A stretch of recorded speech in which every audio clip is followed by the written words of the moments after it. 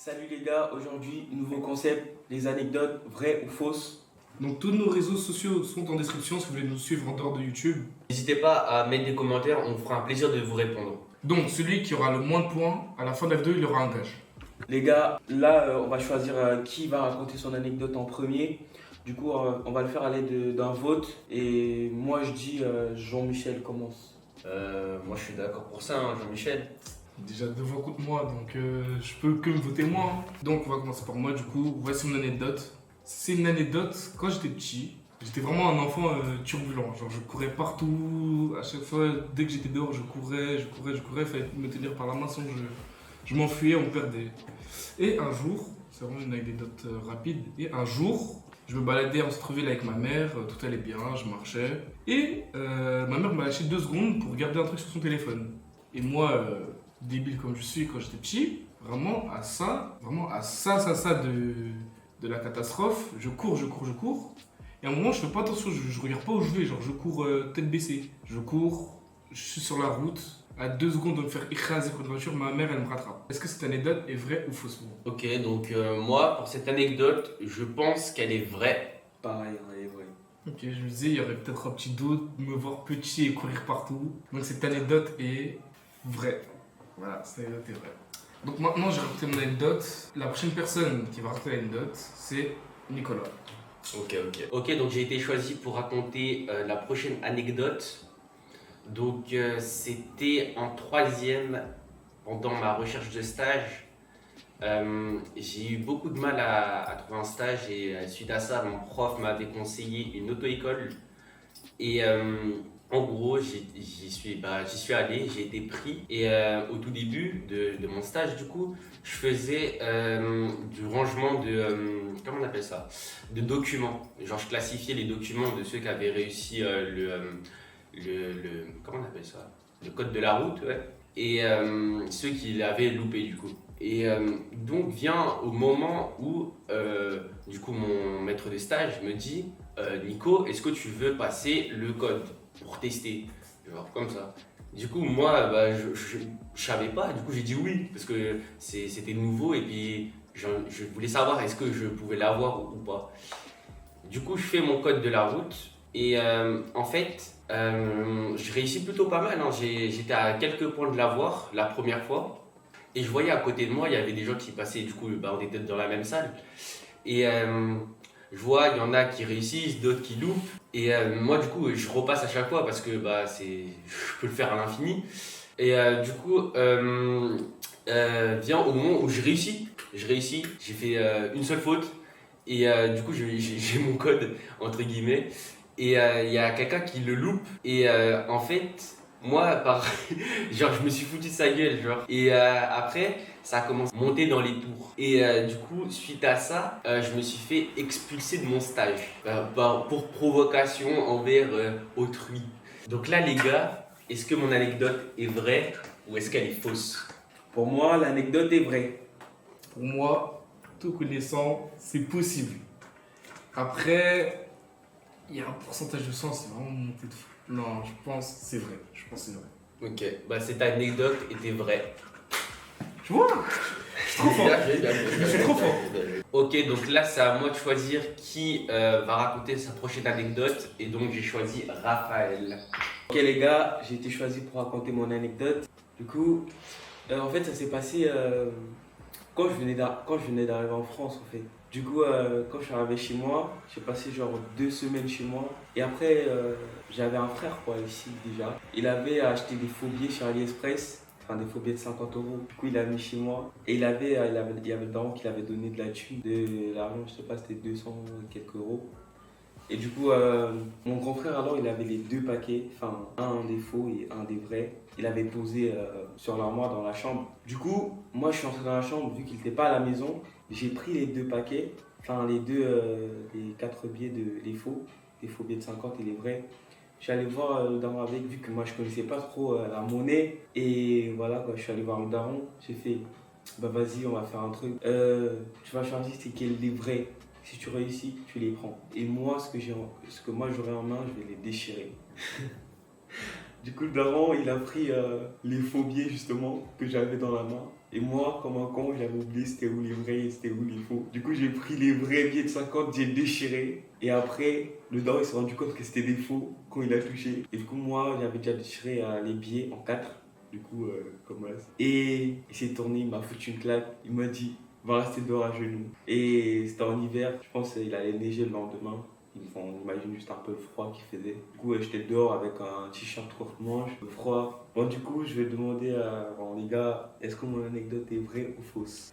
Pour moi, l'anecdote est fausse. Pourquoi? Parce que la probabilité qu'il y a des gens qui peuvent vendre des faux billets sur AliExpress, c'est vraiment, je pense, le premier endroit où les gens regardent c'est des faux billets, genre c'est même la police ils vérifient. Je pense que ça peut pas passer comme article, genre c'est impossible. Moi je suis pas d'accord avec toi, bro. Pour moi c'est vraiment possible en des faux billets. C'est facile à imprimer. Ouais, mais Genre t'as vu, c'est en vente, carton.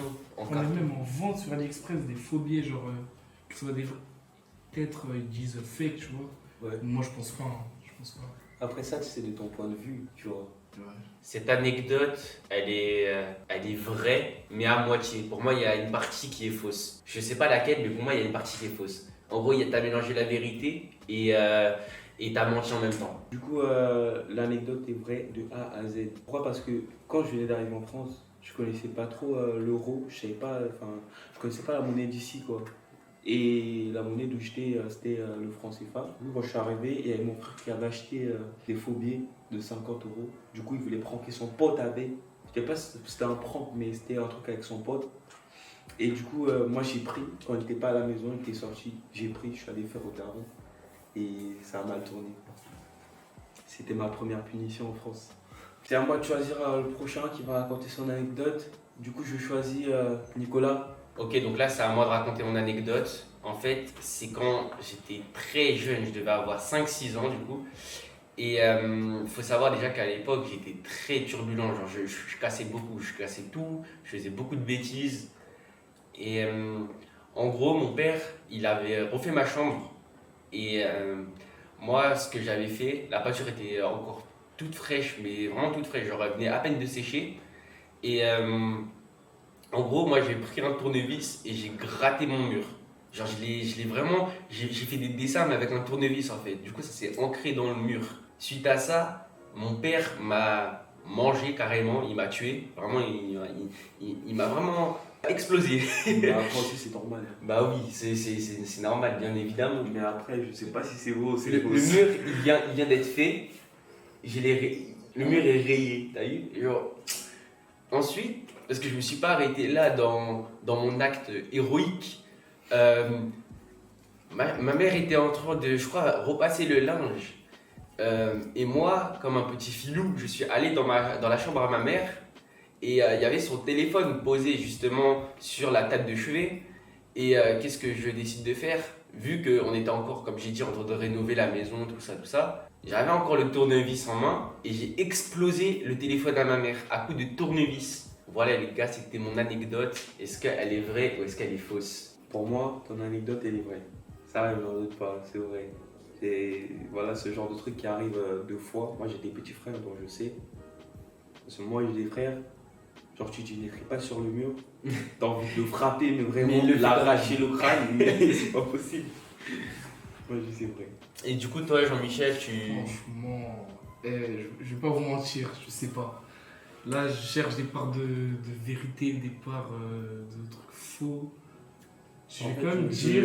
Je vois pas trop ce qui est difficile en fait. Le truc, c'est vrai ou fausse? Ouais, mais où tu trouves que c'est vrai, où je trouve que c'est faux aussi. Moi, je trouve que c'est vrai parce que je pense que voilà, quoi. Moi, je vis avec des petits frères. Je sais pas si toi. pour toi, c'est possible du coup ou pas? Est-ce que Ouais, c'est vrai ou mais faux? On sait pas, c'est le but de la vidéo. Bah oui. C'est Bah, fais ton choix, mon ref. probable, tu vois. Vrai ou faux? Pour moi c'est faux. Pour moi, c'est faux. Ok, bah. Attends, je vais se recentrer. Tu me dis quand c'est bon. Ok, bah, mon anecdote, elle était vraie. Du coup, ça s'est vraiment passé quand j'avais 5-6 ans. Et du coup, bah, Raphaël a le point. Qui avait raison? Bah, c'est Moi, je sais pas, tout le monde c'est faux. alors que ça a l'air trop cool. C'est juste histoire d'espérance en fait. En fait, ça se trouve, il dit un truc archi cohérent de fou, et à la fin, il dit c'est faux. Parce que j'ai le doute. Parce que moi, Ouais. De fou. parce que moi, il y a mes frères, En fait, il écrit sur le mur. Quand on dit arrête, il fait genre il a compris. Et quand tu tournes la tête, il vient, il écrit en gros au caractère en plus encore. C'est pas possible. Je connais.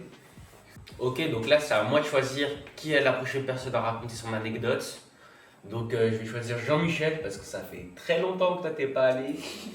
Tu vas nous raconter ta petite anecdote. J'espère qu'elle va bien être On consciente. t'a pas oublié. Hein.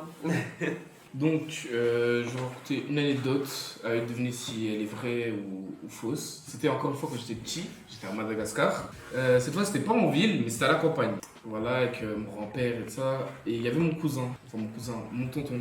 Il était vraiment, c'était un tonton jeune de fou. Genre, il avait peut-être 17 ans, j'avais 7 ans, un truc comme ça. Et un jour, ma mère, elle m'a envoyé me balader avec lui pour aller chercher un truc dans les champs. Je me balade et tout ça. À un moment, on passe dans un champ, il y a une forêt. Lui, il rentre en premier. Et moi, je regardais un truc qui était passé, un petit serpent. Et après, je le perds de vue. Genre, il a couché son chemin sans regarder derrière lui. Du coup, je me retrouve là dans les champs. Je me dis, mais il est où? Je comprends pas. Du coup, moi, je continue à avancer, j'avance. Et à un moment, vraiment, je suis arrivé. J'ai vu un truc dans le coin de l'œil, genre vraiment le genre de truc que tu vois un tout petit peu bouger, tu regardes direct, tu vois. Là, dans un petit coin de l'œil, là, j'ai vu un truc vert bouger. J'ai fait, mais c'est quoi? Je suis là, je me retourne doucement, je vois, il y a un serpent, mais genre, pas les petits serpents, pas les pitons, mais vraiment un gros serpent, genre que tu trouves sur les îles, vraiment pas, je sais pas, pas en ville en tout cas, que tu trouveras ça jamais, même si tu commences à je sais pas où, taille, pas crocodile non plus. Vraiment, c'était énorme, genre vraiment. Moi, petit, vraiment, j'étais petit, je courais, j'ai déjà dit dans l'ancienne anecdote, je courais beaucoup. J'ai couru. Il m'a poursuivi.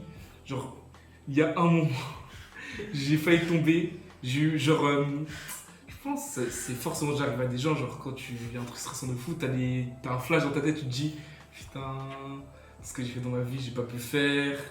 Après, je me souviens, je me suis dit, putain, hier, j'ai pas mangé ce que ma mère elle m'avait préparé. Peut-être elle est dégoûtée. Je fais, non, je rentre chez moi, je mange. Je rentre chez moi, je dis à ma mère, je l'aime de fou. Là, je cours. J'ai failli tomber, je cours. Je réussis à sortir de la forêt. En fait, mon cousin, il était là, il m'attendait. Il m'a dit, elle était belle à sortir. Hein. Et en fait, il savait tout ce qui s'est passé. Mais le serpent, lui, il mange pas les gens. Genre, il était gentil. Mais genre, il poursuivait juste pour jouer. Genre, j'étais là, je me suis fait poursuivre peut-être sur, 2 kilomètres dans la forêt par un gros serpent. C'est un serpent domestique tout gentil. Donc, est-ce que pour vous, l'anecdote est vraie ou fausse? J'ai même pas envie de discuter, c'est une fausse anecdote. Parce que comment déjà un serpent, tu croises un serpent dans une forêt, il se met à te poursuivre. Et attends, déjà quand tu trouves un serpent, moi je veux dire parce que moi j'ai vécu déjà ce genre de truc au bled, dans mon bled où j'étais. Quand tu croises un serpent dans la forêt, le serpent il va chercher à s'enfuir. C'est quand il va voir que tu fais un truc de violent qu'il va te poursuivre. Ouais, mais après, il a dit que c'était un serpent un peu domestique, genre en mode carré, il voulait juste jouer. Genre parce que moi je connais pas courir, ils te poursuivent. Moi je connais pas de serpent qui poursuivent les gens pour jouer. Et voilà quoi, c'est dans une forêt, il a dit. C'est dans une forêt. Donc moi je dis qu'il est fausse. Voilà. c'est vrai qu'il y a certaines incohérences comme une forêt, des champs. Genre, tu vas me dire, à côté d'un champ, il y a une forêt. Ouais, Genre, tu veux, je te montre. Une partie de forêt ou genre. Je sais pas comment dire. Genre, c'est entre. C'est trop bizarre en fait. Il y a des montagnes, tu vois. Ouais. Des montagnes.